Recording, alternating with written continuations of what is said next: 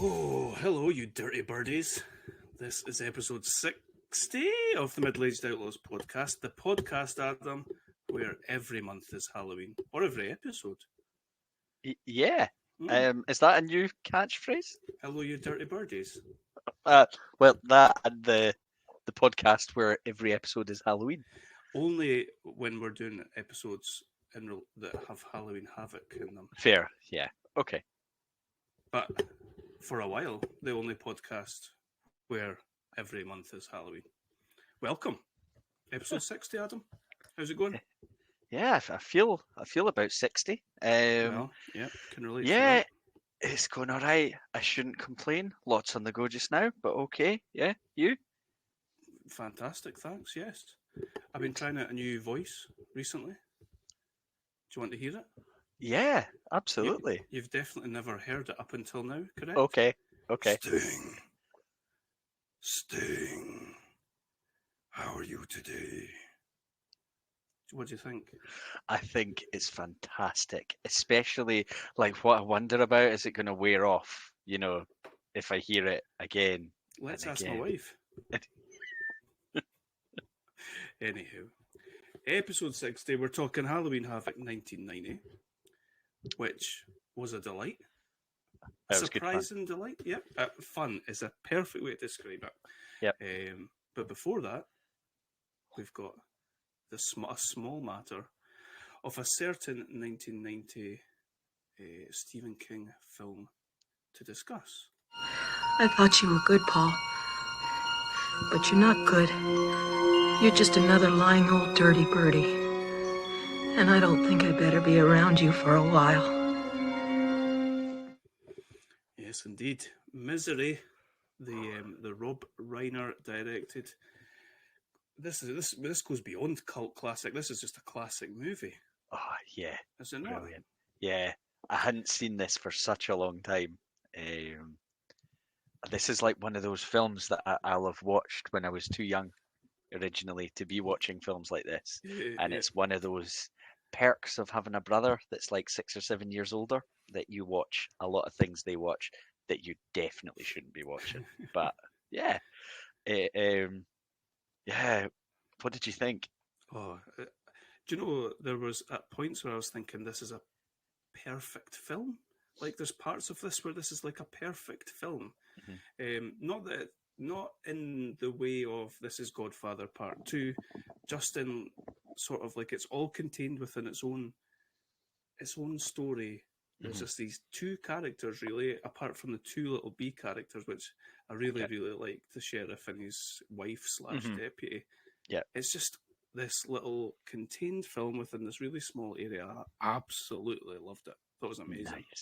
Nice. And this was your first time seeing it? Yeah. Excellent. Yeah, first time, and obviously, I guess most people will know bits and pieces, know the sledgehammer and all that sort of stuff. But if you've never seen it, just take some. It's a pretty short film, relatively. We're talking 90 minutes or so. Yeah. It's so good. So, do you want? I'll talk. I just got something that I want to tell you about the actors that's in it, and then maybe you could talk us through the plot. Yep, go for it. So we've got Kathy Bates, who plays Annie Wilkes, and her performance would win her the Best Actress Oscar for that year. Yep. And we've got James Caan, who plays Paul Sheldon, a famous writer, who she is his number one fan of. Yeah. You should see the list of people that turned down Paul Sheldon. Really? Oh. Before it got to James Caan. William Hurt, Kevin Kline, Michael Douglas, Harrison Ford, Dustin Hoffman, Robert De Niro, Al Pacino, Gene Hackman, Robert Redford, and Richard Dreyfuss. Wow, that's a proper A-list list, and a whole lot of regret there, I would have thought. You would think, and some of the guys, you could see Michael Douglas playing that role, I think. Yeah. You could see Eric Bischoff playing in No, I think I'd said to you, Kathy Bates' performance is amazing, and it's so it's not over the top, it's not hammy by any means, but she's up and down, and she shows a lot of different characteristics. James Caan, I think, is probably overshadowed by her, but I was really, really impressed by his acting in this film. I thought Yep. it was tremendous. Yeah, very, Understated. yeah. He does a good grunt. Yes. So yeah, just I wanted to tell you that about Paul Okay. Sheldon, but maybe you can talk us through the plot a little bit. Yep, that's fine. So it's a story of a published, acclaimed, successful writer, Paul Sheldon, who is pretty frustrated. He's kind of trapped within his own work, in that all people now want are basically sequels to the stories he's created now, and he really wants to move away from that. We see him. He goes to this cabin, this little. Is it a hotel? Is it a hotel? It is like a hotel. lodge type deal, isn't it? Yep, to do his writing, and we're seeing him with Book getting in the car to make a journey back, and he is going to have a crash. You can see the weather getting worse and worse as he's going on his drive. He crashes, basically kind of left for dead, effectively, by the crash. But Kathy Bates is Annie. It's Annie Wilkes, isn't it? Yep. Yep. She finds him, rescues him from the car, and takes him back to her house to help him recover. All in theory. She is a nurse, and I'm trying to think, because it's so difficult to think what this would have been like if you didn't know anything about it. Are you thinking, as this is going, oh, what a nice lady, this is all fine? And she tells him she is his number one fan. She talks to him about the fact the phone lines are down, the roads are closed, she can't get him out of there, but as soon as she can, she'll get him to a hospital, she'll call his family, all that.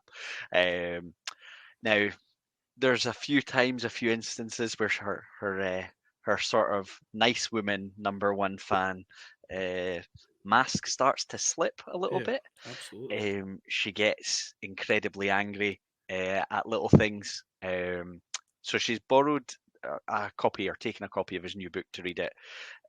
He has killed off in this new book the character that she most loves from these stories. How could you kill Misery Chastain? And even in the build up to that, I think she snaps at a point where there's a lot of swearing in the script. That's and things like that. Yeah. So you see it starting to go. He, as I mentioned, he's had enough of this story and this character. This is him trying to end it so that he can move on. She is not having it. And it's initially just a bit of verbal. And he slowly but surely starts to realize he's in a bit of trouble here. She is maybe not that stable. We get her getting to the point in the book where she's killed off the character, and she is furious and starts to get a little bit physical in her abuse of him, and is insistent on him writing a new story. And I think I lost a little bit in terms of, I couldn't work out, because nobody has seen this other book apart from her, where the character's killed off. So I wasn't sure if this new book was intended just to be for her, and nobody's going to see the previous one anyway, so I couldn't figure out why this. But anyway, he needed to resurrect the character for her and give it the sort of continuation of story that she wants. The next part of the story is basically about him trying to figure out how to get out of the situation, trapped by this mad woman in her house. The sort of B story you talk about is this policeman who has been contacted. He knows the roads were bad. He's been contacted by the publisher, I think. He goes out eventually, but it takes a while, finds the car, and he's not in it. He figures out he's been taken, whereas I think the rest of the law enforcement were happy right off as, he's crashed, he's crawled out, he's died, whatever. We'll find a body at some point when all the weather thaws out. So he comes up with a few different plans that are kind of foiled. He stops taking the pills she's given him for pain. He tries to drug her, and she spills the wine. That's a great scene. Yeah, that is a brilliant scene, because the look on his face at the point she's spilled it, and she's all apologetic and all that, and the look on his face is like, the lengths that he's went to get to the point Yes. of execution of his plan, and then she knocks it over, and Mhm. it's just an accident. That's all it is, and it's all hope is dashed in his face. Yep. You feel his pain. She's got him a wheelchair. He is managing to get out using a hair clip from his room that he's locked in. So when she goes out, he can get out of his room. The phone isn't even a real phone. Yeah, it's bizarre. She's locked all the doors so he can't get out, but he does things like he gets a knife and puts that under his bed and all that. She discovers he's been out.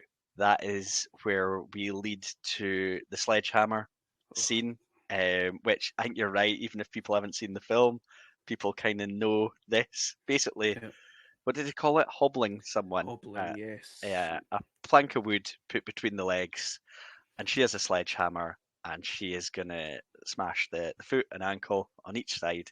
Do you know that the great sort of part of the filmmaking there is that you only see her hit one foot, but I bet if you thought back, you would swear you see her hit both feet. Absolutely. I was thinking that as I was watching it. I was thinking, but they show this, it's really graphic. And then I thought, no, they've really clever filmmaking. They have given you everything you need to assume the rest.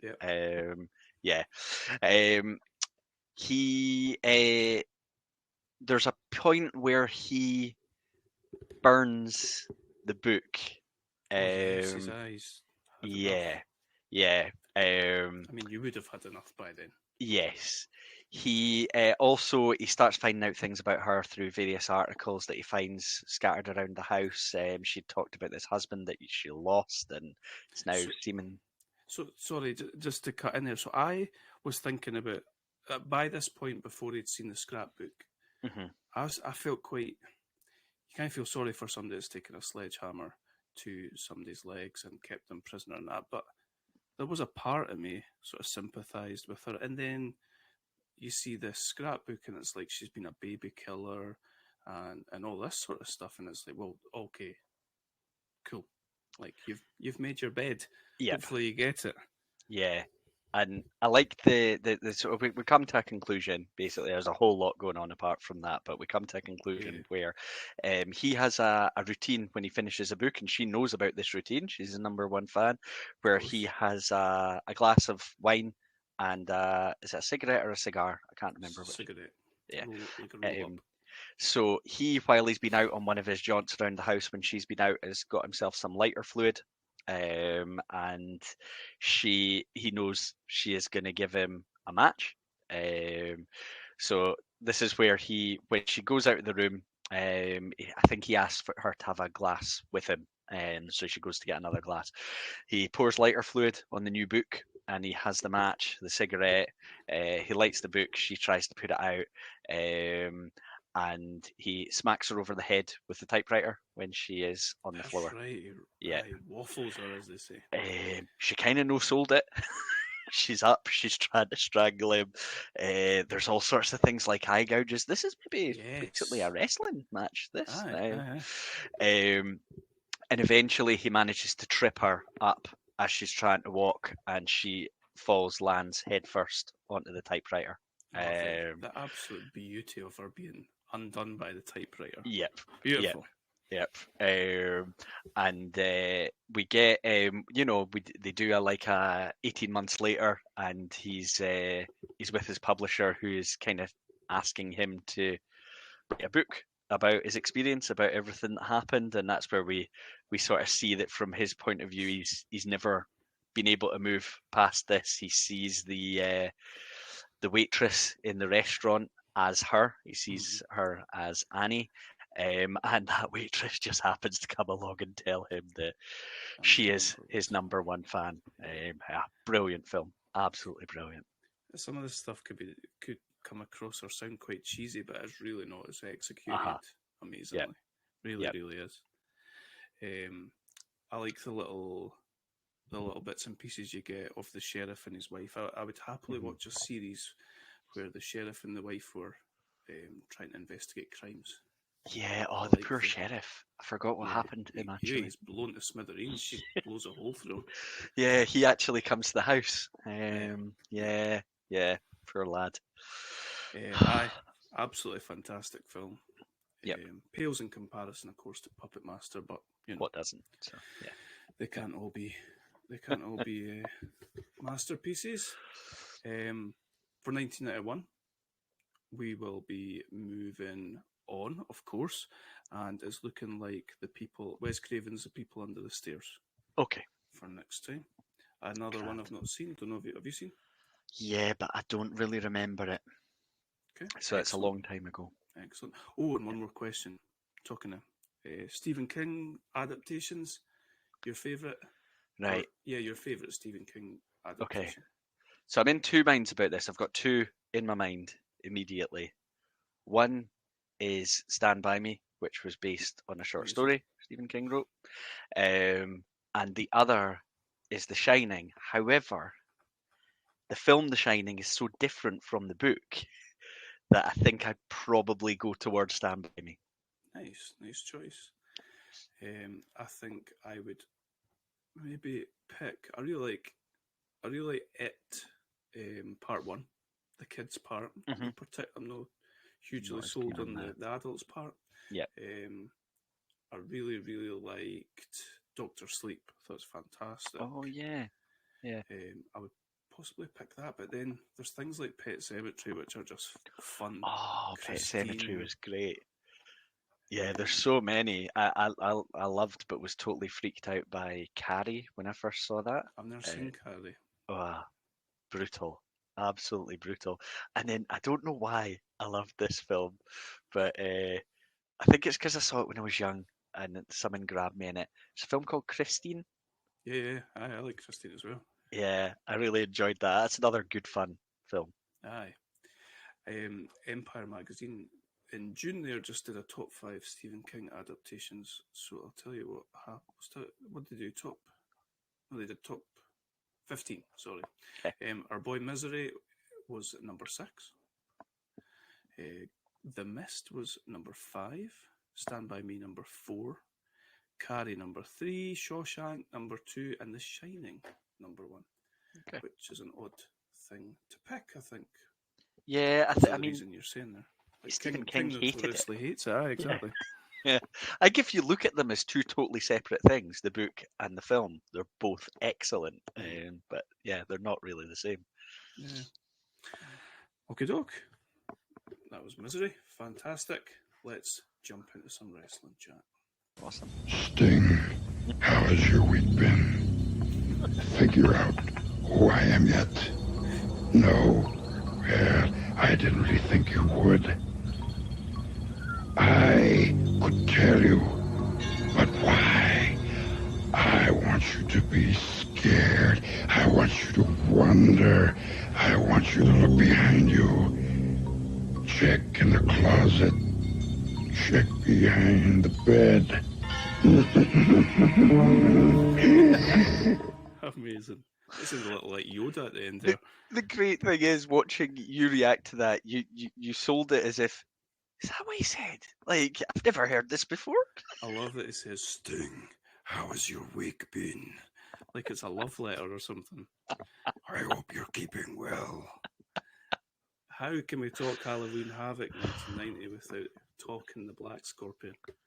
I had never, ever been exposed to the Black Scorpion. Okay. And thankfully, the Black Scorpion has now exposed himself to me. And I will never let it go. I will never be the same again. Halloween Havoc 1990 took place on the 27th October 1990. This, I like that, last episode we talked about Halloween Havoc 89. I think it was Halloween Havoc in name only. This year, however, it feels like WCW just embraced the Halloween. Let's go nuts with it. And I loved it. Absolutely loved it. And I'm not just talking Black Scorpion. Right from the start, we get a sort of video package with WCW wrestlers' heads as like sort of ghouls and stuff. And then once we're on screen, we've got everybody who is working on the set dressed in Halloween costumes. JR is the least convincing gangster you've ever seen in your life. He almost looked like apologetic for what he was wearing. We've got Paulie Dangerously as a vampire. Schiavone as Phantom of the Opera with his pink lips. Yep. I love it. It's like fully embracing the silliness, and it's just. But yeah, I think if you're gonna have the show, then throw yourself into it. I do it exactly. Yeah. And going back to the Black Scorpion, I think he pretty much features almost immediately as the pay-per-view goes on, does he? Or do we get him after the first? I think it's straight after the first tag match. But I think you probably know a little bit more about the Black Scorpion than I do. Yeah. I've done some digging. Okay. Not that I'm obsessed with the Black Scorpion or anything, but you told me that. So what had happened was they just brought this character out. WCW, Ollie Anderson thought that this was a good. I think he flippantly, from what I understand, threw out this name as kind of like putting X where you mean for a heel to go. Putting Black Scorpion and Jim Herd have been like, yes, what is this? Amazing. So they just kind of went with it. And they didn't really know they never knew who it was going to be. It was just going to be a character in a mask that does magic. Yeah. And that terrorizes Sting. And they're trying, initially they're trying to play it off as like someone from his past. They're kind of pointing towards it being Ultimate Warrior, who Sting was famously in a tag team with before Warrior went to WWF. I think Warrior's WWF champion at the time, so it's quite interesting. Sort of PR type stuff going on there. But as with most things in wrestling, they had an idea, they didn't think it through to its completion, and the execution was dog shit. Yeah, I have a memory of seeing a Sting against Black Scorpion match on a pay-per-view. Yeah, Clash of the Champions. Right, and it at that time, I didn't know where this had come from.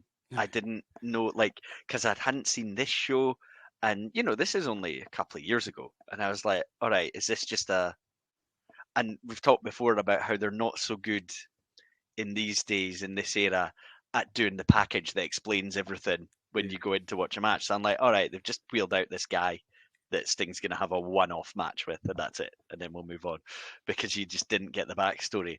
But what I'd never seen before were these sort of early origins of this character. Amazing. And they're doing these interviews with Sting and, is it Caudle? Yeah? Yeah. I can't remember his first name again.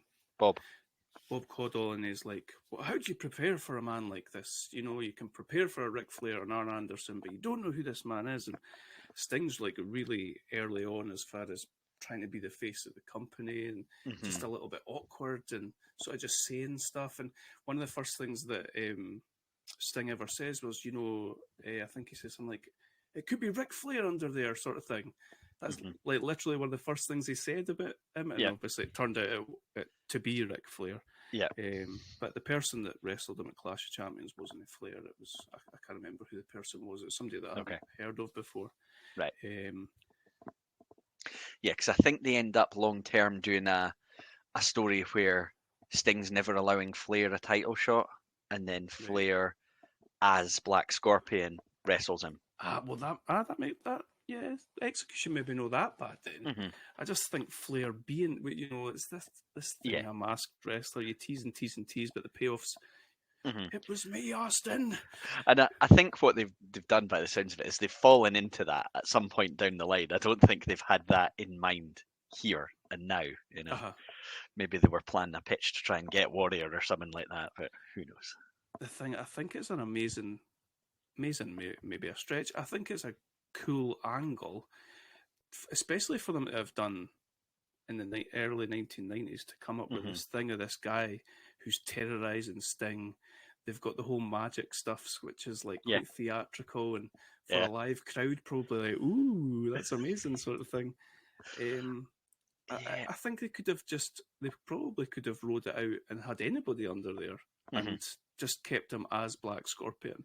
I suppose you have to. It's like Caan, you have to take the mask off Eventually. but you spoil it when you take the mask off. But you could have, especially in this era, you could have gone with it for quite a while before you did that. Yeah. I think I was just so surprised to see this on a WCW show, and in this era, you know, the sort of narrative has always been WWF was your stories and your outlandish characters and all that, and the real sort of hard hitting wrestling was on WCW. So it just felt like I was so surprised when I saw it. I was like, what? Should we? Because we'll talk about Black Scorpion again after that first match. So let's talk through this pay-per-view. What we should say is the show that we watched is only less than 2 hours long. Yeah. The pay-per-view that was on was around 3 hours long. The network version that we've watched has cut a lot of the matches, and it's not it's cut. It's literally cut out some matches. Junkyard Dog versus like Moondog something. Moondog Rex, and a couple more. But also the matches that's left on it's actually cut out bits and pieces of those matches as well. To be fair, I wouldn't have noticed if I didn't know that. But I think almost every match is a tag match, bar a couple matches. Again, it's like tag match after tag match, and you're just a bit like, hold on a minute, this is weird. So we've last pay-per-view we had the backstage interviews and we were jumping back and forward. This year we're just doing them out on the aisle. We've got a big stage up next to the ring, which looks quite cool to me. I quite like that whole deal. We've got Schiavone on the ramp, and he's almost like the on-field interviewer as they're coming out, which is strange. We kick off with a tag team match, the Midnight Express, Jim Cornette taking on Ricky Morton and Tommy Rich. And I want to say, who is Ricky Morton's normal tag team partner? Ricky Morton, Robert Gibson, is that right? Yes. Yeah. He was injured at the time, and that's why Tommy Rich is here with Ricky Morton. Yep. I thoroughly enjoyed this opening match. Again, compared with last year, the tag matches go a lot longer than we're maybe programmed to remember seeing tag matches go. I really enjoyed it. First, or sort of, I've not seen a lot of Midnight Express matches, and I've always heard so many stories. And they lived up to the stories. I thought they were a fantastic duo to watch. Yeah, they're a proper tag team in that, you know, there's very believable chemistry there between the two. They work well as a unit. You know, some synchronized moves and things like that. You don't look at a tag team like this and think, you know, which guy's the Michaels? You know, 100%. This is a tag team. It's a unit, and they're so effective in what they do. They're really good. Really interesting point. I never once thought that, but I didn't recognise that you don't think it, because with a lot of tag teams, that's exactly what you think. Yeah, that's a really good point. No intention, I don't think, to ever push one of these guys as a single. I think on the other side, the Rock and Roll, I think Ricky Morton actually got a little bit of a run as a single, but I think again that was maybe when Robert Gibson was out injured and things like that. But yeah, they're all, you know, the Midnights and Ricky Morton in particular, all fantastic tag wrestlers. Tommy Rich? I just wasn't as sold on Tommy Rich. He was barely in the match, to be fair. Yeah. He didn't do Morton any favours. Morton was stuck in this match for a very long time. Definitely was. And Cornette was being an absolute menace on the side. Yeah. With his racket and all sorts of some kicks and punches when the ref's back. As soon as the ref's back was turned all the time. Yep. I think it's made me want to see more Midnights and Rock and Roll Express matches, because, you know, that's a legendary feud, and they've had who knows how many matches they've had between them against each other.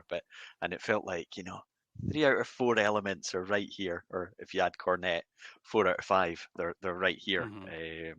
So yeah, I think it's at a point where I may try and seek out some Midnights against Rock and Roll. Yeah, me too. Really enjoyed watching them. And one of a couple of things that I'd found out after watching this match, because I was wanting to dig in a little bit. Cornette was on the booking committee. I think he'd maybe left the booking committee by this time, but he had been on the booking committee, and what he'd put forward was for the Midnights to join the Horsemen. So it would have been Arn, Flair, and the Midnights, and Cornette would have sold their contracts to women, so that he wouldn't have been aligned with the Horsemen. That wouldn't have fit. But if he felt, and Flair was on board with that, and that's when they ended up with Sid and Barry Windham on the Horsemen, and I think that pissed Cornette off. Doesn't take much. But I think they were fed up getting booked the way that they were getting booked. I think they're opening here. You've got a lot of tag teams on this, and for me, they're up there as one of the best on the show, but nowhere near titles or anything like that. So I think it was Stan Lane and Cornette walked away 2 or 3 days after this pay-per-view. Okay. Yeah, it's an interesting one. I've always heard Flair, and he must have done so many tours with them and all that he loved both the Midnights and the Rock and Roll Express.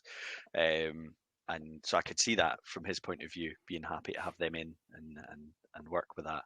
And I imagine, how often in a town are they going to be sharing near the top of a card? It probably happened time and time again with Flair and those guys. I think I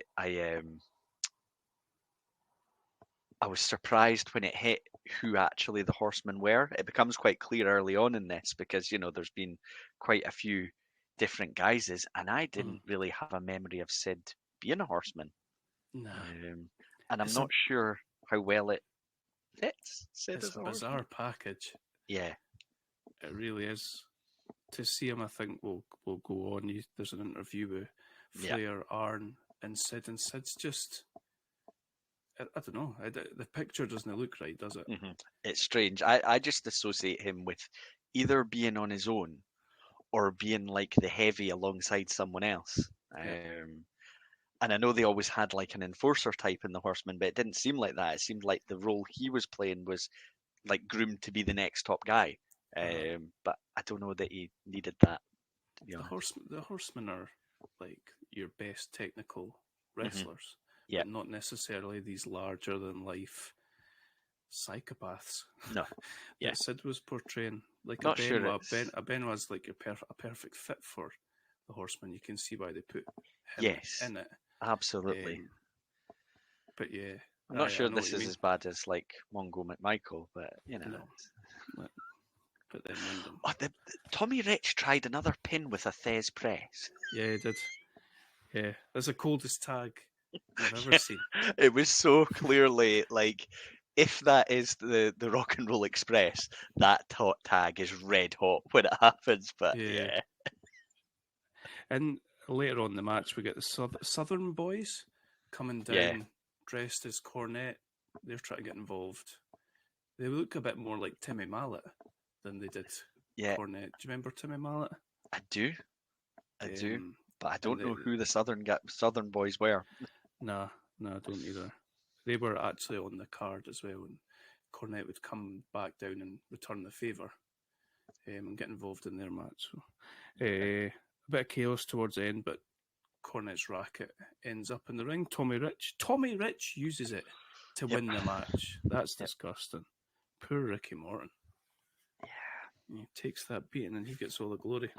He also had to leap off the top onto the other Midnight on the outside just to allow Rich to get the pin. He was the least deserving guy in the match to get the pin. Agreed. So a good start. Yep. Then the highlight of the show, we've got Tony Phantom of the Schiavone. He's with Sting, the world champion. Now, first of all, what Sting is trying to say is that Sid's... Hold on. Let me get this right because I'm just going to end up. Do you know what I'm talking about? Yes, but I could not work out what the hell he was actually trying to say. I think what he's basically trying to say: don't make checks you can't cash, your ass can't Yes. cash. Yeah. But what he says was, I don't want your butt to overload your. You know what? You know what? His mouth. Does Schiavone try to does he say something about Sting being excitable or something like that? He's trying to very understandable that you'd be feeling like this, Sting. Yeah. So thank goodness this promo gets cut short. Out of nowhere we get Sting. Do you know what I've got in my notes? Speakers, yeah. And I watched and wrote this before you sent me your voice message. I've got the way the Black Scorpion says Sting is amazing. Amazing. It's where they got it must be where they got the idea for the character and Saw. Has to be. Obviously, definitely. Oh, Sting. So here we get the Black Scorpion and he's taunting over the speakers. He's taunting. This is Ole Anderson's voice. Have we said that already? Yeah. I don't know if we did, but yeah, it is. Yeah. He's taunting Sting. He's going to come and get him, and he's giving him all these sort of scary taunts and all that sort of stuff. And then he appears, and he's like dressed as he's kind of like dressed like Grim Reaper. Yeah, classic sort of Grim Reaper image. He grabs a poor woman that's working on the stage. Yep. This is what you get for not dressing in Halloween costumes. This poor woman. She's just got jeans and her t-shirt on. She grabs her, carries her up some stairs, and puts her on. What would you call it? Like inside of a magician's cube type thing. Yeah. Pulls along a curtain. Sting is desperately trying to get to her, and like you said to me, why are people holding him back? Are they working for the Black Scorpion? It seemed strange. Maybe it's just respect the magic trick. Just sit in your seat and watch. Fucking ruin it, you excitable prick. Anyway, Sting's trying to get to it. Eventually gets to it. He pulls back a curtain and he's disappeared. Some pyro goes off. And then round the other side of the stage, the Black Scorpion appears again with the woman. He's a master manipulator, him. I don't remember what the payoff was. I was just maybe too excited. Did he just run away with her? Yeah, no. So the thing that confused me the most, because he let her go. He left her. He throws her at Sting, doesn't he? Yeah, but then she runs off in the exact same direction that the Black Scorpion went, and I was like, no. Well, maybe she enjoyed it. I don't know. Somebody's made an impression on this woman. And Paulie Dangerously is selling this like Mr. Perfect selling at SummerSlam 92, 93. He's terrified. I was. JR must have been pissed off his whole life. He's not selling this a minute. I think he says something like, I can't believe what just happened, but I suppose he could be saying that in many different ways. But yeah, I can't tell you what college this Black Scorpion played football at. But I was thinking, because I remember I was surprised that Heyman was on the announcer duty with JR, and when this started, I just remember that, oh, brilliant, Heyman's on this. He will do whatever he can to put this over because he's Paul Heyman. And yeah, he was doing everything he could, and I did get the impression JR was sat there next to like, oh, for fuck's sake, get me to WWF. Red ass JR. What age do you think Heyman is here? Oh, he's going to be really young, isn't he? Right, okay. This is, what are we at? 32 years ago. I'm going to guess he is, he's probably 35. No, I don't even be that old. Is he? He's 25. Oh, nah. That's amazing, eh? I was thinking when I said it, he's not 70, so, oh, Jesus. Crazy. Wow.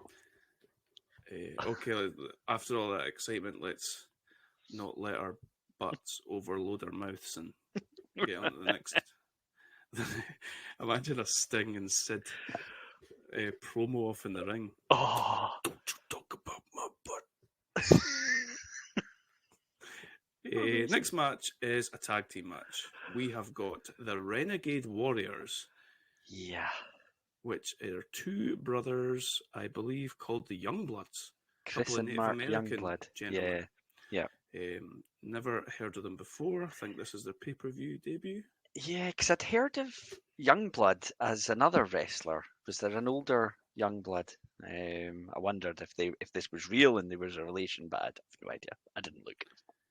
They, unfortunately for them, are taking on the Fabulous Freebirds. Yeah. And we've got pink hair, Michael Hayes. They both got face paint on. They're just wildly over. We talked about them last time. There's no point in trying to book Baby. Maybe this is why they've just sort of chucked these Renegade Warriors in against them. Yeah. Good luck trying to get over against them, because we thought it was maybe a Philly thing, but clearly not. We love them here. There was a bit of storyline where it seems to have been them that injured Robert Gibson. Yes, that's right. The Rock and Rolls. And there's also a roadie called Little Richard Marley. You seem to have a few different names. JR seemed to be referring to all these different sort of names. I don't know what he was dressed like. He was dressed as something. Michael Hayes here has gone full like David Bowie. He's like, the makeup's there. He's gone full glam rock star. Yes, here. He has. He's got sparkly dungarees on. Yeah.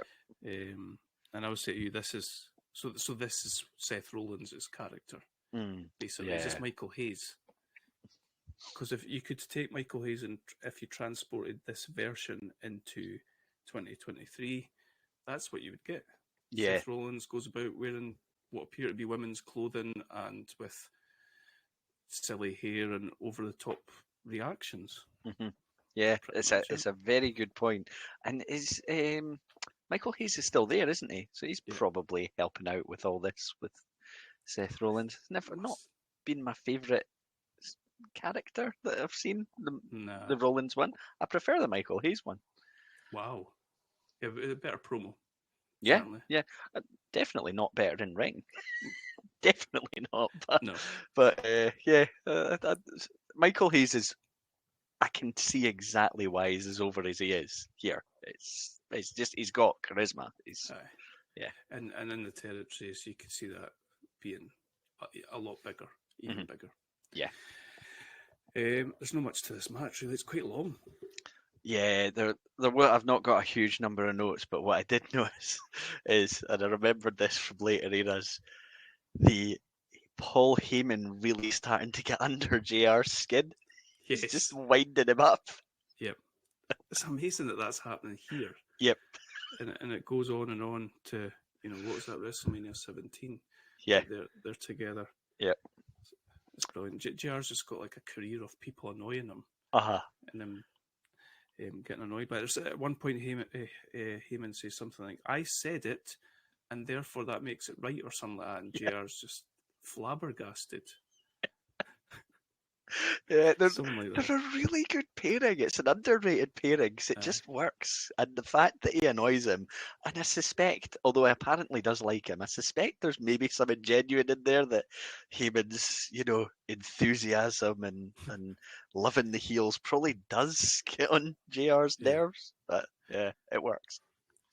The sort of story around this match is basically the fans desperate to see the DDT. And the Freebirds looking for the DDT. But as far as I can remember, I'm just looking at my notes, I think ref distracted, roll up. Oh no, we did get the DDT. Yeah, we got get a DDT. Yeah. DDT So one of the Youngbloods had rolled up Garvin and was basically exposed, standing in the roll up or crouching in the roll up position, and Hayes came right up, just grabbed his head and DDT'd him. And he did like a DDT that looks like it may in fact have snapped your neck off, as opposed to like sort of I don't the top of your skull off the floor. It's more of a wrench. I don't really remember Jake's looking quite as dangerous. No, the DDT's over here though, massively. Yeah, hugely. It should be. I mean, that's it. Where are we? We're in 1990, so I assume Jake at this point is doing the DDT in WWF. I would have thought, but was Arn Anderson's? I always associate the spine buster with Arn Anderson, but yeah, was the DDT a big part of him as well? Because not that I remember. But... Nah, me neither. We'll get onto that then. Yeah. So a win for the Freebirds. Yeah. Another a good win for them. Okay, we go to the top of the ramp. We are with Schiavone, and just like we said earlier, is with the 3 of the 4 horsemen, Flair, Sid, and Arn. No mention of the 4th horseman. We'll get to that later on. Yep. Arn Anderson, I think we might have said this before, possibly not, an underrated talent. Oh yeah, massive, maybe one of the most underrated of all time. Yeah, he had everything. He was one of them where, Promo. when I was a kid, do you remember when he and Tully Blanchard, what were they called? The Brainbusters, was that it? Yes. In WWF? And I was a bit like, because I was into, Demolition and the Heart Foundation and these slightly more gimmicky teams. Yes. Whereas these guys, there was no frills, no gimmicks. They were just good wrestlers as a team. Mm-hmm. And I just have so much more appreciation now, watching the stuff now. But it was a good promo as well. But I sort of in my mind thinking, this guy just seems a bit dull, but he can deliver a promo. Oh, 100%. It's funny how your perception changes, because I was having the same sort of deliberation in my head. I couldn't remember, but Brainbusters is right. Yeah. And you're just kind of like, oh, these are just like a tag team duo that work together. But there's nothing sort of interesting about them. But now, I'd be more than happy to go back and watch some of their matches. Yeah, definitely. There'll have been some brilliant ones, because they did have matches with the likes of the Heart Foundation. So maybe go back and look at some of that as well. Yeah. I liked all 3 promos actually. Flair is Flair. Yeah. Like we said, Arn, and then Sid. I mean, Sid can cut promo. Oh yeah. It might be like incoherent, but it's terrifying and intense. They're very Sid promos. They don't really sound like anything else. But they work. They work with the character. Definitely. It's just the presentation doesn't. It looks like a faction maybe. But no, it's weird seeing Flair and he's talking about this guy's going to become the world heavyweight champion. Yeah, it is. And it's 1990, and I think this might be around about the time. Have you ever heard the thing about they wanted Ric Flair to look like, they wanted him to cut his hair short, and did they want him to look like the guy from Spartacus or something like that? Yeah, that was it. Because we're 1990. We're towards the end of 1990. It's the 92 Rumble where Flair wins the belt, and I think Sid's the last guy he eliminates. So they're both there at that point. Ah, really? Yeah. Apparently Flair's getting pretty pissed off round about this time with booking, and apparently Flair was supposed to face Scott Steiner on this pay-per-view. Okay. In solo match, they'd been given Steiner had actually beat Flair on TV prior to this, but then Barry Windham got injured. It was supposed to be Arn and Barry Windham. Flair was going to get his win back. He started getting pissed off. So, there we go. Cut to the next match. Talking to the Steiner brothers. We've got Steiner brothers, the US Tag Team Champions. Yep.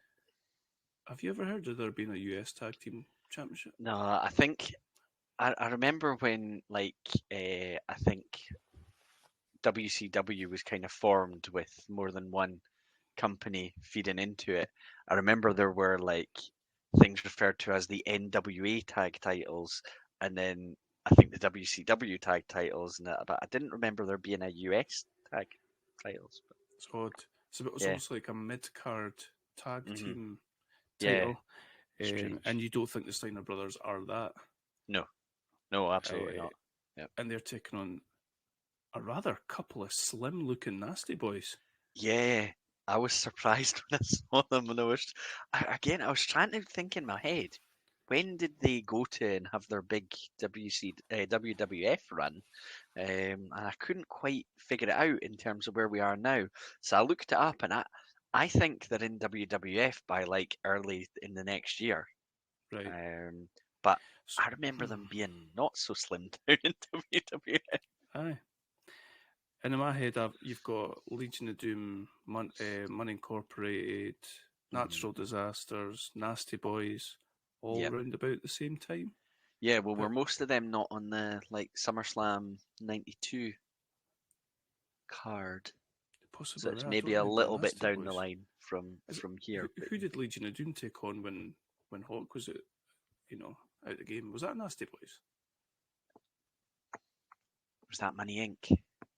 No, Natural Disasters were Money Inc. Yeah, it might have been Nasty Boys. Aye. Interesting. Yeah. This was a Nasty Boys I enjoyed watching. And if this was the Nasty Boys you were seeing on the territories, and they were billed as like these sort of hard New Yorkers that were, Nasty Boys, I can see the appeal. Definitely see the appeal now. I much preferred this to the way they're presented in WWF. I don't know, like there's so much focus in WWF about sticking guys under their armpits or whatever, stuff like that. I don't know. They seemed, feels like a stupid thing to say. They seemed legitimate here. No, like these guys are a real threat to whatever other team they're taking on. Yeah. I can't think of another word to describe them now apart from nasty, but they come across like these sort of rough and ready type characters that would do whatever it takes to win and all that sort of stuff. Yeah. And we really enjoyed the Steiners last Halloween Havoc, and we talked about physicality, and we get the exact same in this match, and you definitely get that for the Steiners, from the Nasty Boys as well. Yeah. Yeah. It's Scott that's cut off for a long time in this match, isn't it? Yeah. And Rick keeps losing his head and making it worse for Scott. He keeps coming into the ring and getting wound up by the Nasty Boys' classic sort of heel tag team move, goading him into the ring so that they can double team Scott while the ref's back's turned, which is just your sort of classic heel tag psychology. But it was there was a lot of it in this match. Felt like Scott was in for almost the whole match. Yeah, there was, and I think I got to a point where I expected the hot tag, and I've written, we get the hot tag, and then they did something else to him, and it just went on, and I quite enjoyed it. I think when you do it that way, you're obviously building up the crowd, but it takes away for that formulaic feeling that you sometimes get. It was also during this match that there was some stuff said in the commentary that made me think there's something not on this show that we are supposed to have seen. I can't remember exactly what it was that was referenced by JR, but that was what prompted me to go and have a look. And I think between the previous match and this match, there were like 2 or 3 matches that had been on the card, and then there's another one later on, but this was the first time I noticed it. And then it's when I clicked on because I hadn't properly looked at the length of the show, and I clicked on it, I thought, it's only less under 2 hours. It's a little weird, aye. Yeah. There's a couple of things I wanted to mention. 3 things I wanted to mention. Right at the very start, Rick gets... No, sorry, Scott gets one of the Nasty Boys up on his shoulders, turns around, and Rick does a bulldog off the top rope all the way down. It's amazing. Yep. Absolutely amazing. Sorry, go on. I think JR massively sells that. He's saying something about how he didn't think he'd ever seen that move before and stuff like that, and it just looked so impactful and impressive because it's not a move you see regularly anyway. There's a point where the Nasty Boys have been working on Scott for a good while. I think they hit him with like a spike pile driver at one point. Yes. Rick just goes, fuck this, and starts hitting these brutal Steiner line clotheslines, but then goes flying away over the top rope. I don't know if he ends up... Does he get thrown over the top rope? He goes flying. Yes, he does. Yep.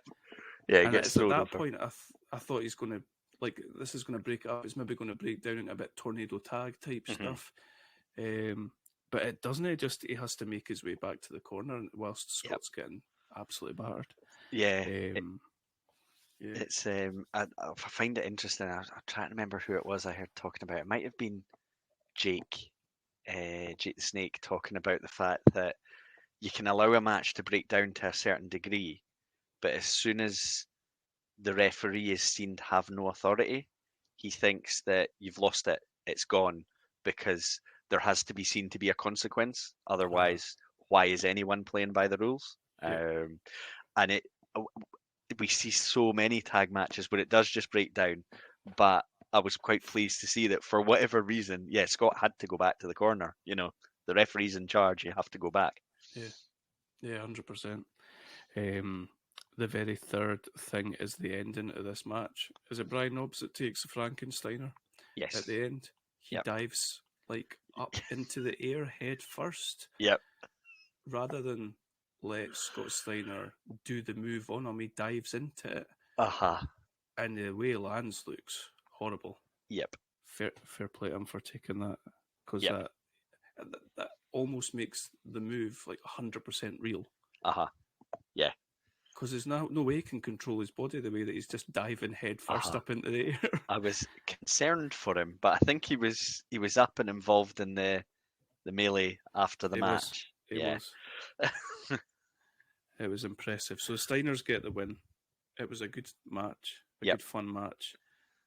Definitely put the Nasty Boys over to me. And we're not finished. The Nasty Boys beat them up. Afterwards, they run Rick into the ring post a couple of times. Yeah. Thought it was it's a nice contrast as well from the previous tag match with the Midnight Express, because we've basically sort of discounting the Freebirds one a little bit, but we've kind of had nothing but tag matches so far. Yeah. But I think when you get to this point, you're sort of risking maybe things feeling a bit samey. But I thought this felt so different, just like a brawl, an angry brawl, but with some wrestling in there. You had this sort of slick tag team technicality of the Midnight Express, and then you had really physical, dirty tactics, and like the power of the Steiner. So totally agree. We get one of the sort of obvious jump cuts here. We go to Schiavone's with Scott Steiner. I was thinking, oh dear, what is Scott Steiner going to say here? It doesn't get much chance really, because some person sneaks up behind him in disguise and jumps him, and it is Jerry Saggs dressed as some sort of popcorn vendor or something like that, and we get both nasties out here, and they're laying it into him. Setting the scene for another match. But I think the Steiners might be off to WWF. Not long after probably this. Makes sense timing wise. So there we go. I think the next thing is another tag match or tag team title match, is it? Yep. Very disappointed by a part of the presentation here. So we've got Arn Anderson and Ric Flair from the Horsemen taking on they're the tag team champions, aren't they? They're taking on WCW tag team champions Doom, who we loved seeing last time out. Now they are with Teddy Long as their manager. Who did they have? They had Women last time, didn't they? And then now they're unmasked. Yeah, I was really surprised to see that they'd unmasked. I think I wasn't as surprised. I had it in my head that they were aligned with Teddy Long at some point. But yeah, when I saw them unmasked, I thought, oh, I don't know.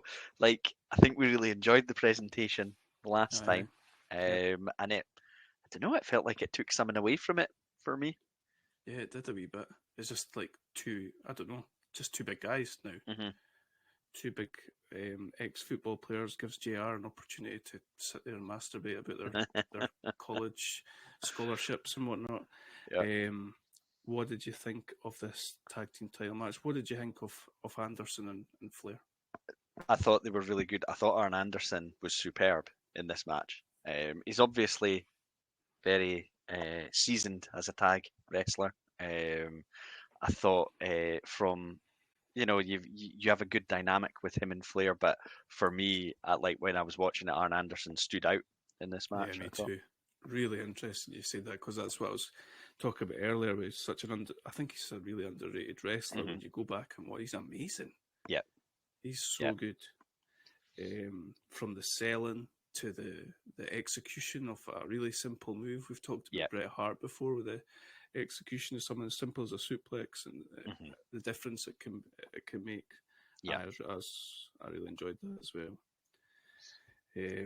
Big Doom being put over pretty huge here as far as physical specimens and the dominance, especially Simmons, I thought. Yes. Yeah, because I think, there's a point where Reed does the over the head press slam on Flair and Simmons does it on Anderson, and I'm thinking, yeah, they're obviously two big, strong guys. It feels like they're close to deciding to go somewhere with Simmons here, I think, as a single. An interesting dynamic here is that they're both supposedly both heel teams. The way that the match pans out is kind of like Doom fit into the babyface part of it when they eventually end up trying to Anderson and Flair end up trying to isolate Ron Simmons, and they're going to work on the knee. Yeah. The assumption being they're going to work on the knee for the figure four. A little bit of a disappointing finish, though. Yeah, it was a bit. Yeah, there was something that maybe this didn't sound weird in commentary. This is a little bit earlier in the match.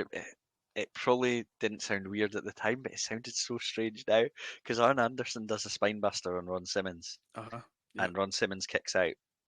And Paul Heyman says, "I've never seen anyone kick out of spinebuster before." And I'm thinking, a spinebuster is if you had a 10-match card, you're probably seeing 5 spinebusters at an absolute minimum these days. Yeah. But it sounded so, that kind of dated it for me. I was like, you have now, Paul, quite a few times. That's the beauty, though, isn't it? Because you think of the pop that was it WrestleMania 18 when it was Flair Undertaker and Arn sneaks in the ring and hits Undertaker with the spinebuster, and it's like, oh my god, he hit him with a spinebuster. Yeah. And there's a simpleness definitely been taken away at some point, probably hardcore wrestling and ladders and whatever. Yeah. That is funny.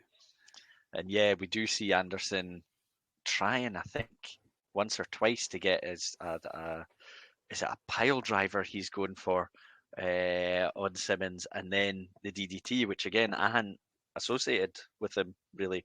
And I think in these days DDT was a finisher. We've seen it with the Freebirds, but we're seeing it with Jake the Snake on the other company. But it just wasn't something I'd associated with him.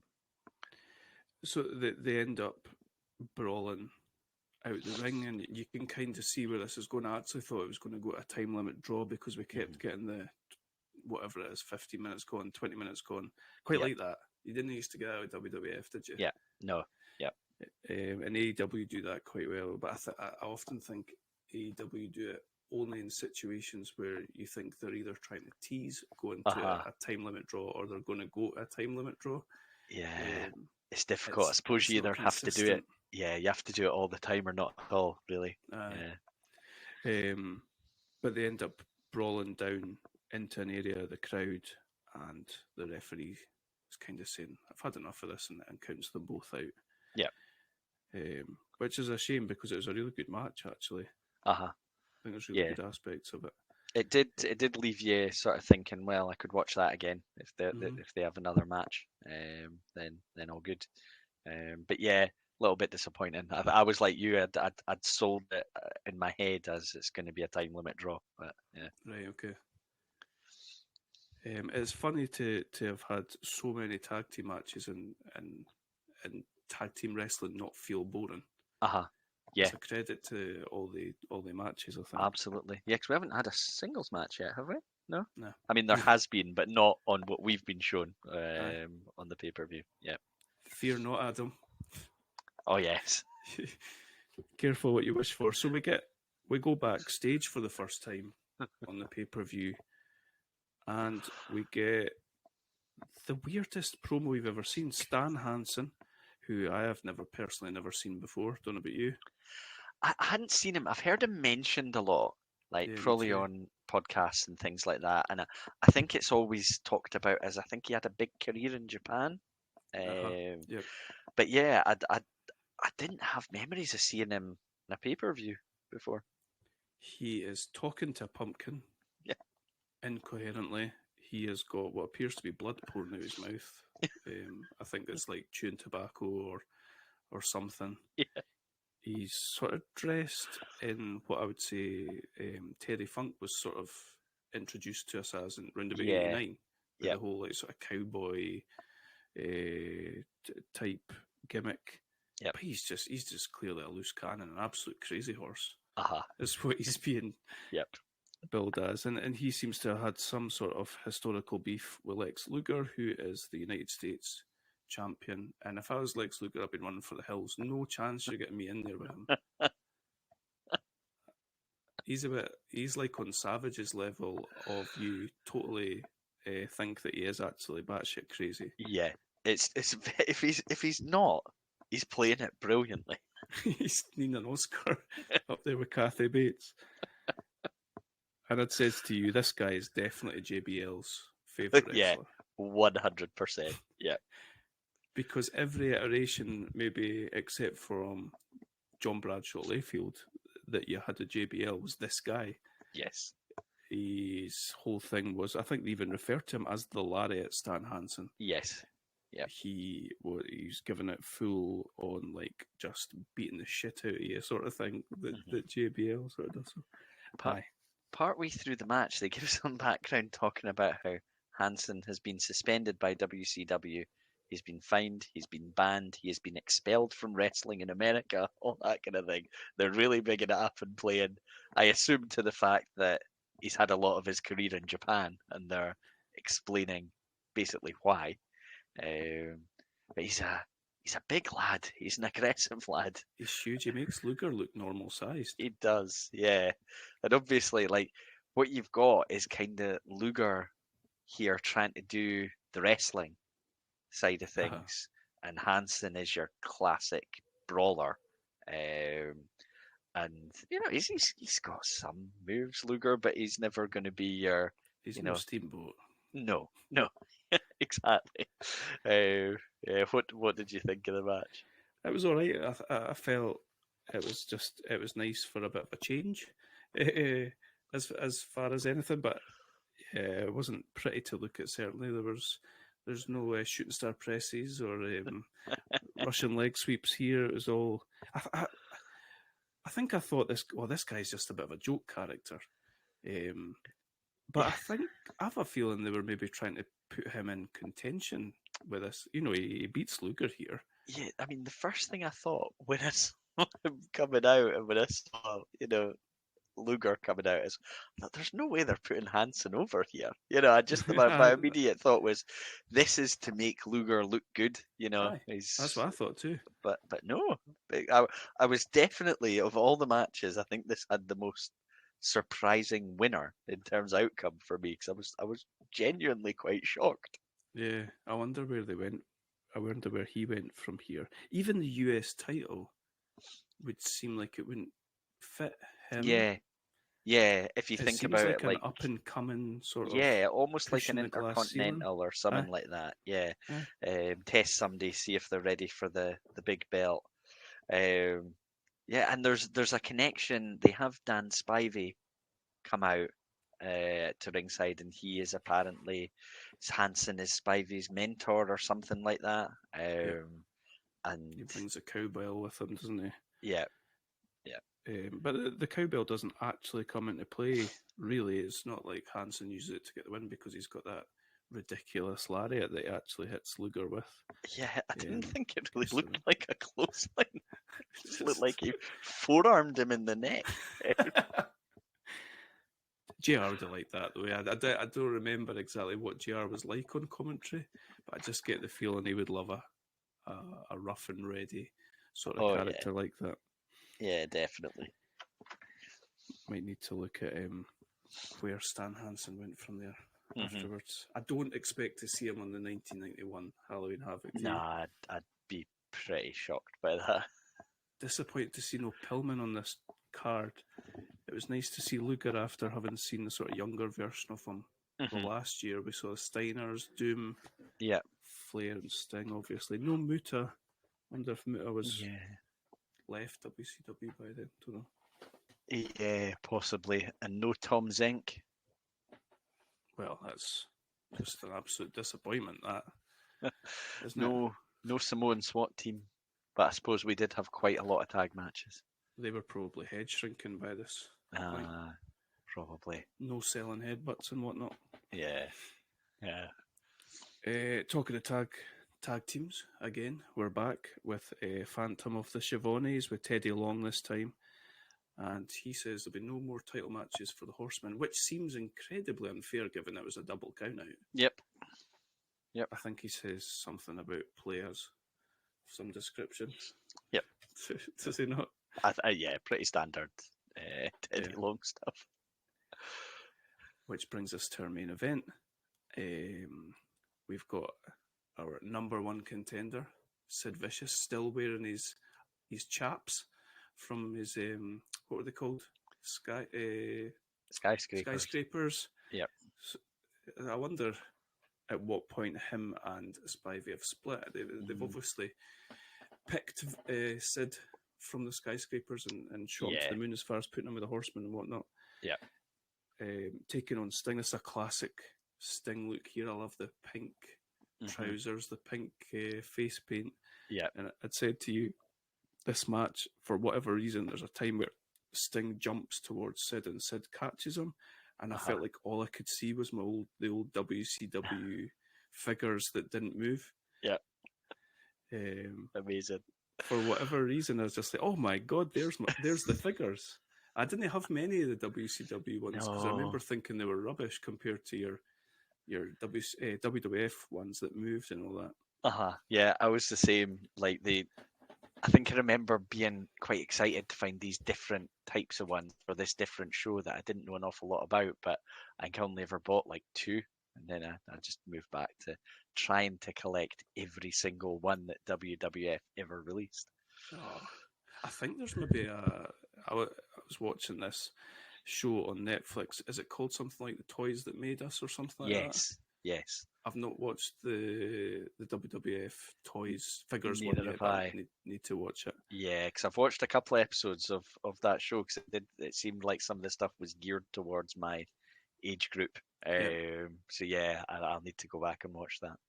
I really enjoyed the He-Man Masters of the Universe Yeah. episode of that. I was like, oh, there's that battle tank or whatever it's called. Amazing.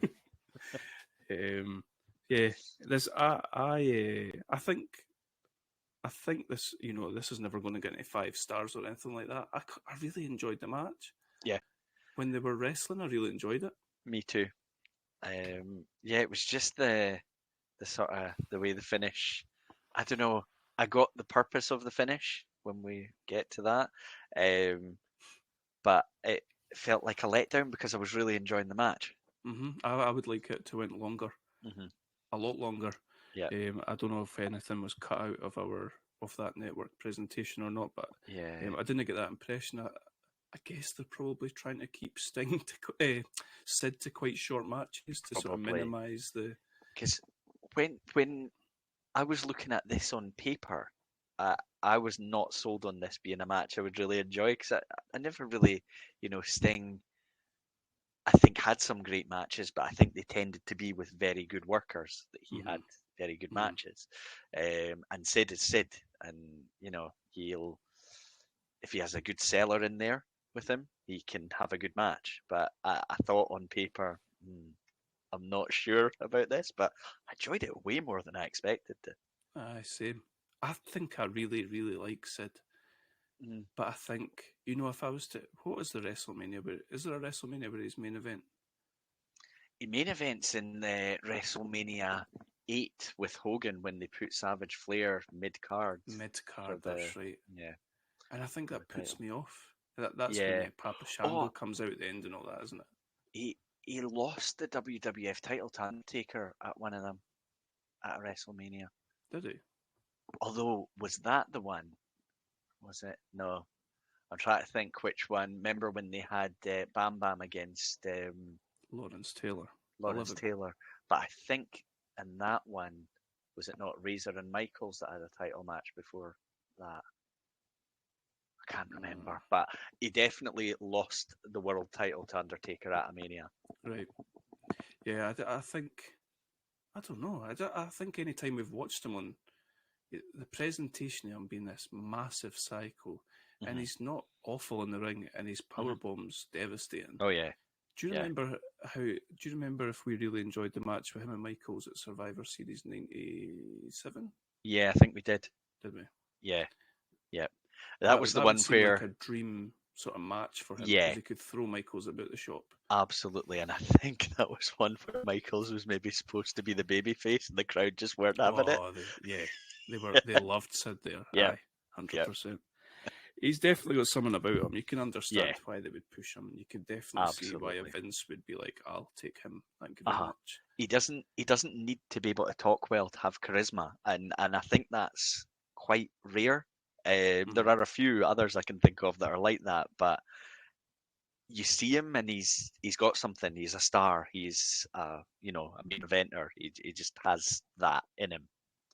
We'd love to see him in real life just to sort of see how big he is, because he must be unbelievably imposing. Yeah. Even now, I remember seeing a picture of him not that long ago. He kind of looked like Thurman Merman from Bad Santa, but just massive. He's still got his curls. Amazing. Can I fix you some sandwiches? Was his leg okay? I don't know. He was sitting down, playing softball. But getting back to this match, one part of disappointment, I was disappointed there's no Black Scorpion. Highly expected him to. Why would he not get involved in this? After all that, yeah. He's obsessed with Sting, for God's sake. I thought he may have been under the ring or something like that, but Sting. He's maybe having a lem sip and soothing his throat. But we do get some shenanigans. We get Flair and Arn coming down, walking right past Sting, which is odd. Yeah. I think they go. Did they go and try and take the belt or something like that? Yeah, it's weird. I don't know if that went exactly what was supposed to happen. It didn't look like it, no. Nah. And Sting and Sid go down and sort of fight in the area where they'd got counted out about, and in amongst the crowd. Only Sid returns. A few moments later, Sting returns, tries to pick up Sid in a body slam. Sid falls down on him, and we count to 3. I think that'd be fine in isolation. I think you'd just be a bit like, "Whoa, what happened there? That's odd." But then JR goes, "What the hell? Yeah, that looks like Barry Windham or somebody." Yeah. It didn't look like Barry Windham, JR. It looked like Sting. This is, we talked about this before, and I remember hearing Bruce Pritchard talk about it on a podcast how he never wants the announcers to know what the story is, what's to happen. He wants them to just call what they see. And this, I think, was one of those examples of why you would want that, because I think you could question it, like, I didn't expect that. That's a shock. The way that ended. Okay. But the speed at which he goes into full, that's Barry Windham. And you're like, I see nothing to indicate to me that is Barry Windham. Like, nothing at all. The guy's got the exact same clothes on as Sting. He's got face paint on. His hair's exactly like him. And all we've seen is the back of him. Yeah. You're just telling us that is Barry Windham, is basically what you're telling. Or somebody. Yeah. It's not Sting. Okay, fine. If we'd got what on earth just happened there? Maybe Sting's got an injury. Maybe he's hurt his leg and he's fallen over. Maybe his what back happened to him in the back there? Yeah. Poor JR. Sorry, JR, but I was just JR. You're on the announcer Mount Rushmore, but just don't do that. Well, I mean, Heenan said, but whose side is he on? So I mean, even the best make inadvertent mistake. I'm not even sure Heenan knew. No, He no, just no, hated no. Hogan. Aye, and we can forgive him for that. This just, I genuinely, this left a bit of a bitter taste in my mouth. Yeah. And then I think I'd said to you that Flair wins it on like a he wins it back. No, he can't win it from Sid. No, he doesn't. So what happens here? Sting comes back out. Sting has like Oh, that's right. I forgot rope, about that. like he's been tied up in the back, or he's ripped his way out, or something So like he that. does. And Sting gets back in the ring. The ref far too easily accepts that. Oh, you're Sting. All right, okay. Let's kick this off again. And Sting basically, I think he wins with a roll up on Sid to retain. I don't know if Sid's maybe still celebrating his win that he thinks he's got. But yeah, it wasn't great. No, there's something Bischoff's always said, and I know he's not in charge of creative here. We're still quite a way away from that. But he's always said that WCW didn't have people that knew how to finish matches. Like, they knew how to build a story, they knew how to start a story, they knew how to do your moveset in the ring and lay out a match. But he always said that if there was one person he could have stolen from WWF that he thinks might have got them to win, it would have been Pat Patterson. Because he knew how to finish matches. He knew how to do a good finish. And when I see things like this, I do look and think, yeah, they didn't have the person that quite knew how to execute the finish for this. It's a consistent thing with WCW, even when Bischoff's there. Yes. It's a consistent thing, isn't it? That the execution on the night is either mixed up, confused, politicked in some way, where one person said something to a ref, somebody said another. It's really unfortunate. You just that finish is just like, oh, WCW. Yep. Yeah. That's what that is. And such a shame after such a pleasantly surprising match. It really was. Yep. And then Flair must go ahead, take it off Sting on an untelevised. I don't know if it's a house show or whatever, but yeah, a little disappointing. You have to wonder, do you know where it goes from there? I don't. Nah. Maybe build into Starrcade, I guess. Starrcade's December, wasn't it? Yeah, it would be. Wonder what the Starrcade card is. Flair Sting, probably. Guest ref, the Black Scorpion. Sting is champion again come Starrcade. Right. And he is defending against the Black Scorpion. Shut up. Yeah. Amazing. I'm going to watch that tonight. Sting, I've been playing with my thing. Again. I wonder who's under the mask. Do you think that'll be Flair? At that event, yeah. Because I think I've seen that. Amazing. Yeah. So he definitely wrestled him before, because the Black Scorpion was giving it all. If you wrestle me and beat me, I'll unveil to you who I am. But that dastardly villain didn't live up to his word. We would have known if it was Ultimate Warrior, because he'd been running about all over the place. Yeah.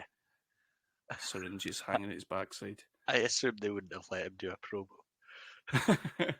That's why they had Ole Anderson do his voice. Oh, brilliant. Who was Sid? Have you still got it up there? Who was Sid facing on that card?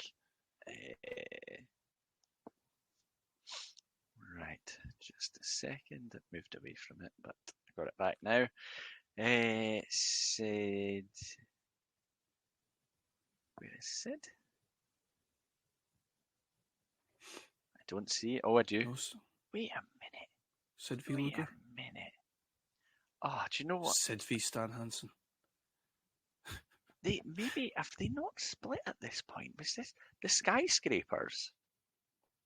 Are in a match? They're back together. Yeah, they seem to be. It's the Skyscrapers against Big Cat. Oh, oh dear. And Just the answer the Motor call. City Madman. Wow. I love the sound of that. Guess how long the match lasts? Oh, is it a squash? Yeah. For who? The Oh, Scrapers. Yeah, the Skyscrapers. Yeah. So Sid left the Horseman, do you think? Yeah, he must have. Big Cat becomes Curtis Hughes, Mr. Hughes. Remember that guy? Mr. Yeah. The guy that Member Perfect flicks his tongue and it lands perfectly on his shoulder. Yeah, that's Big Cat. Yeah, so I don't know how he's realigned with. Because it seems like he's elevated beyond that now. Being in a tag. It does. That's like when Billy Gunn got pushed and then suddenly the Outlaws were back together after The Rock made a mockery of him. Shouldn't be a big surprise. And there's some sort of there's a tournament for what is this for? There seems to be a tag team tournament on the go. Tremendous. Well, it's not a surprise given the amount of tag teams they seem to have on their roster. Well, it seems to be USA v Mexico and Japan against the Soviet Union. Wow. I don't recall seeing any Japanese or Soviet Union wrestlers so far. What's blowing my mind is in this era, I suppose he would be, in this era, the USA v Mexico match, the Steiner brothers are representing USA, fair enough. Mexico, Rey Mysterio, and Caan. Amazing. Have you ever seen pictures of Caan when he was like younger and he had hair and all that? I don't think so. He was a very handsome man. Okay. Yeah, to me those things just seem like generations apart with some of the other stuff that's on the card. But that's amazing. Well, there you go. Rey Mysterio, 1990. Amazing. Yeah. Wonder what age he was then. 12. Maybe in how long ago was that? 33 years ago? Maybe 33 years from now we'll be thinking that Dirty Dominic Mysterio is still going strong. Possibly. Highly unlikely. But you never know. Amazing. Well, do you know what? I've got a confession to make. I've never seen a Starrcade in my life. Really? Wow. I think they're one of the shows I went and watched them all when I got the network.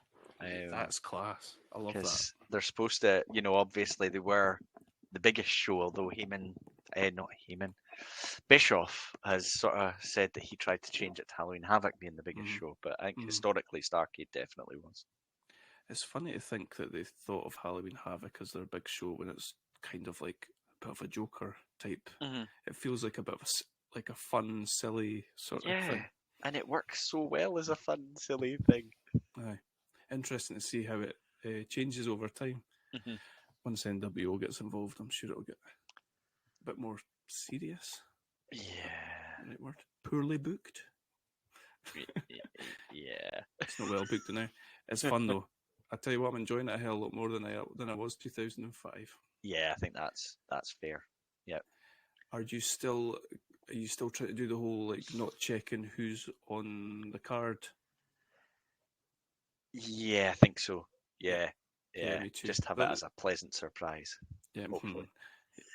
Yeah, same. See, I know the main event, and I think you were hinting at it earlier. I assume you maybe have an inkling, but that's all I know.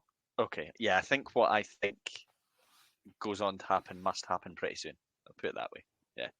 Which is Ron Simmons getting a solo run. Yep. Do you know who he's taking on? I don't. Okay. Yeah. Who would you guess? I try to remember who, because I think Big Cat. In my mind, he won the title from Vader, but no, I don't know. Yeah, I'm sure. I want to say he won the title in '92. Right. Okay. Yeah, I'm not sure. I couldn't tell you who I think he would be facing at the next one because I don't think he won the title from Vader at Halloween Havoc. We've not seen Vader yet. He's probably still ripping it up in Japan. Yeah. Amazing. Oh well, we shall find out next time. Yes. So that'll be Halloween Havoc 92, 91. 91. 91. Yep. And Wes Craven's People Under the Stairs. Nice. No pressure, but it's got big competition between, certainly Misery and this show. Nice wee double header. This was good. Like, I think I watched, because we basically have 2 weeks between recordings. I watched Misery quite quickly after we recorded the last time. Misery. Yeah. But But then the pay-per-view was, I'm not going to say a pleasant surprise, because I think I enjoyed quite a bit in 1990 as well. And I think for whatever reason, this older era in WCW is grabbing me a bit more than some other various eras of stuff. So yeah, I think the risk for me is going to be, as we get more modern, am I going to just start thinking it's rubbish? Yeah, can you imagine what a Halloween Havoc 2000 looks like, and who might be on it, and the version of the NWO that had Bret Hart and Jeff Jarrett and at Nash least and Hall. Because of the way we're doing this, jumping a year at a time. If it's terrible, it's one show. It's terrible. It's a one-off, exactly. Yeah. Here's a question for you: do you think you'll want to do the NXT Halloween Havocs after we've done these WCW ones? There's NXT Halloween Havoc. Yeah, I think they started them maybe 2020, maybe post-pandemic, maybe 2021. So there's maybe like 2 or 3. Okay, we could do. Maybe. That would mean having to watch modern horror films as well. Yeah, maybe we just so they'll finish in 2001 or something like that. 2000. 2000's the last one, right? I wonder what would be the big horror then. Maybe we cut our losses. I was hoping it might have been 28 days later, but I think that's like 2002. Okay. Wondering when, because things like, trying to think when Scream was that like 96 or 97 or something like that? That kind of thing will start coming up. There were some quite good, but then I would refer to them as modern horrors, and they're 25 years ago. That's disgusting. Scream does seem like a modern thing. Yeah, it is. It doesn't seem like it is. I think that's why I can't bring myself to watch like a Scream 6 or something like that. I would it'll just be have like to 25 years after the original. I would just have to accept that, middle-aged is in the name of the podcast. It is. Yeah. And we're living this Stan Hansen outlaw lifestyle. We just need to get on with it, I think. As long as I never run into that guy. That's another guy I just steer well clear of. That is the man that personifies the word havoc. Yep. Okay, so 2 weeks' time, we'll get into that, and that should be good fun. Awesome. Until then, don't be a dirty birdie. Don't. What did she say? Something about cockadoodin'. Cockadoodin'. I can't remember what she said. You messaged it to me. What was it? I was saying to you something like Cody Rhodes should have won the cockadoodin' belt. Yeah. Because there's certainly parallels between Annie Wilkes and your Twitter wrestling fan. Yeah, definitely. She would 100% be on Twitter right now. 100%. That booking's all wrong. I can't believe they've not pushed LA Knight yet. What are they cockadoodin' doing? Poor Triple H waking up in some weird... Oh, she pulls at a sledgehammer. That would be poetry. That's amazing. Anyway, we shall go. We shall be back in 2 weeks. Take it easy. Cheers. Cheers.